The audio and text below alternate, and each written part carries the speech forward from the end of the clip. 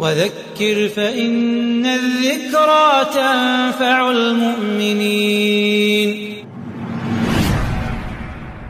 Nah, yang pertama gini, kita akan menghilangkan, menjelaskan, merinci syubhatnya dulu. Mungkin ya banyak orang yang di pikirannya itu, di benaknya, Jumat ini betul-betul suatu kewajiban, ya, suatu kewajiban yang betul-betul tidak boleh ditinggalkan. Jadi dia gimana ya kalau ninggalkan, gimana ya kalau ninggalkan, itu aja pikirannya. Apalagi ada dalil man taraka thalatha juma'in tahawunan biha taba'allahu ala qalbih. Siapa yang meninggalkan 3 Jumatan berturut-turut, padahal di situ ada kata-kata tahawunan, karena meremehkan, bukan karena udzur, dengan salat Jumat, maka Allah nyetempel, ngecap hatinya menjadi munafik atau menjadi kafir. Jadi dia pikirannya itu, wah, Jumatan. Ini supaya untuk mengklirkan ini dulu, supaya dipahami bahwa ada perbedaan-perbedaan untuk kewajiban sholat Jumat dan sholat duhur. Contoh pertama, sholat Jumat itu tidak wajib bagi budak, bagi perempuan, bagi musafir, bagi orang sakit. Sekarang duhur, sholat duhur, apa bedanya dengan duhur? Tetap wajib bagi mereka. Contoh lagi perbedaannya, kalau terlambat sholat Jumat hanya kebagian 1 rakaat, maka dilanjut nambah sholat duhur. Lanjut nambah sholat duhur. Itu contoh lagi. Jika terlambat, kalau sholat duhur kan, jika terlambat waktunya, sudah habis waktu Jumat, maka tidak harus Jumatan sudah. Itu bedanya. Kalau sholat duhur harus qadha. Dan banyak sekali perbedaan antara Jumat dan duhur. Lalu yang berikutnya, begitu juga syarat-syaratnya. Syarat sholat Jumat itu harus ini, harus ini. Itu berbeda sama sholat duhur. Maka di sini saya yang kedua saya sebutkan sekarang pendapatnya madhab yang berdasarkan dalil, masing-masing dalil juga. Seperti Hanafiyah, Imam Hanafi, itu salah satu syarat sholat Jumat, wajibnya sholat Jumat itu harus ada izin imam, izin penguasa. Jadi tadi kan ditanya sholat Jumat di rumah, sekarang di Indonesia diizini apa enggak? Enggak diizini. Berarti mengikuti, kalau anda bermadhab Imam Hanafi misalkan, ini juga ada dasar dalilnya mereka, berarti tidak sah kalau sampai sholat Jumatan di rumah tanpa izin imam penguasa. Siapa yang ngizini? Ya. Terus berikutnya, misalkan Imam Malik, madhab Malikiyah, itu mensyaratkan harus di masjid. Sholat Jumat itu harus di masjid. Berarti kalau sholat di rumah tidak sah. Ini 2 lah. Yang ketiga, Imam madhab Hambali dan Syafi'i itu mensyaratkan minimal 40 orang. Minimal 40 orang. Kurang dari 40 orang tidak sah, tidak wajib Jumatan. Enggak sah. Ini contoh. Jadi dari 4 madhab ini saja, ya, siapa yang sholat Jumatan di rumah enggak sah. Enggak sah. Harus duhur. Yang wajib tuh, kalau sudah sholat Jumat yang enggak wajib, berarti harus sholat duhur, harus sholat duhur. Sekarang yang ketiga, itu kedua tadi. Para ulama, fatwa ulama untuk kondisi saat ini sekarang yang dibicarakan kan karena masalah corona ini kan.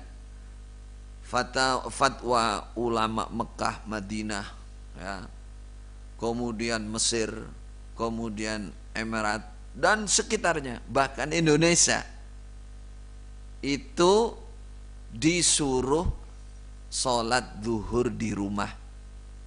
kondisi seperti ini. Dan itu berdasarkan dalil. Sudah ulama, kibar ulama, ulama-ulama yang agung itu, fatwanya seperti itu. Anda ulama apa? Kok berani menyuruh sholat Jumatan di rumah itu? Jadi kondisi sekarang ini, ya, ulama di mana-mana itu menyuruh kalau di rumah berarti nggak sholat Jumatan, tapi sholat zuhur, sholat zuhur. Kenapa? Karena nggak ke masjid, karena sudah uzur, tidak harus ke masjid. Wa may yattabi' ghaira sabilil mu'minin nuwallihi ma tawalla wa nuslihi jahannam. Perhatikan, itu ada ancaman kalau nggak ngikuti ijma'nya itu, para kaum muslimin itu bisa diancam neraka. Kata Rasulullah, majtama'a ummati ala dhalalatin.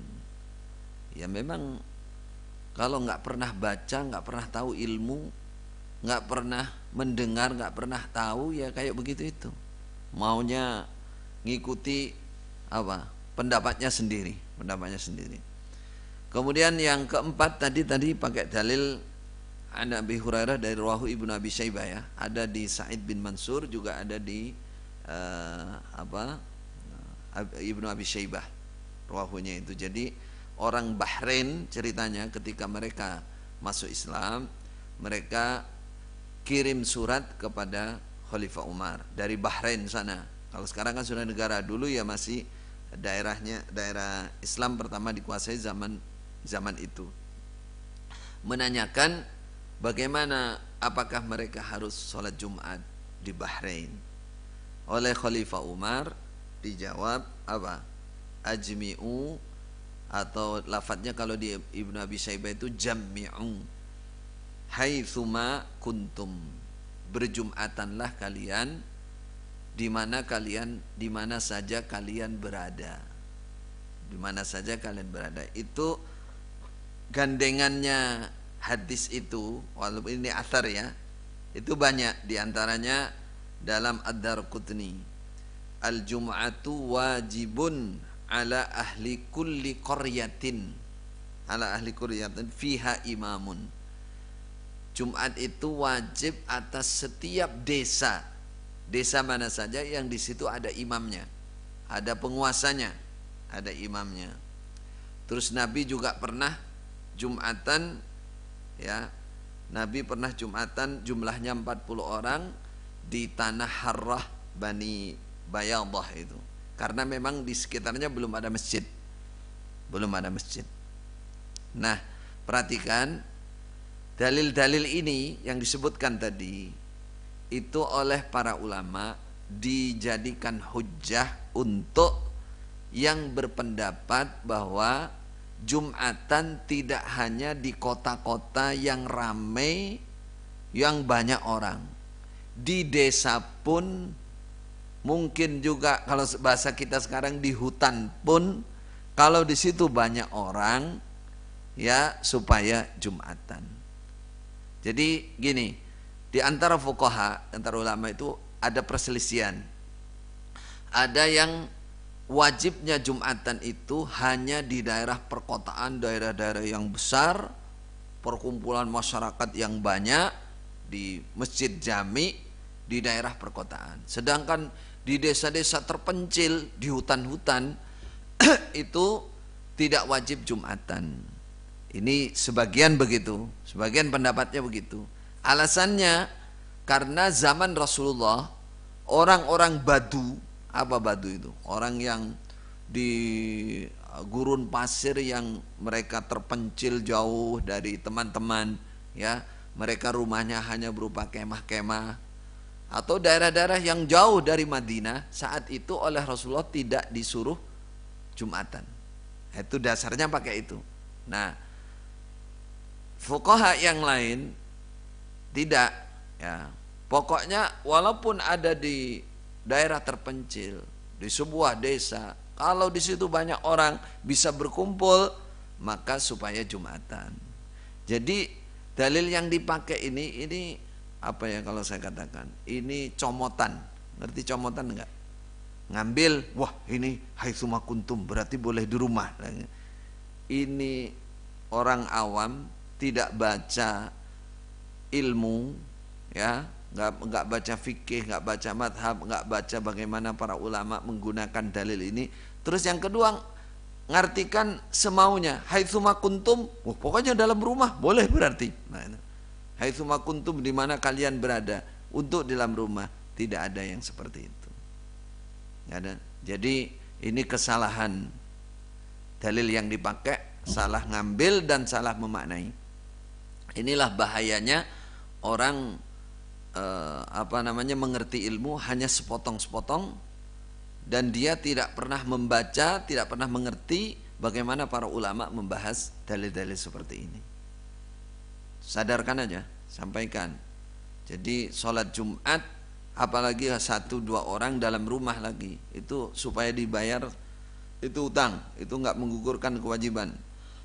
Supaya dibayar dengan sholat zuhur. Baik.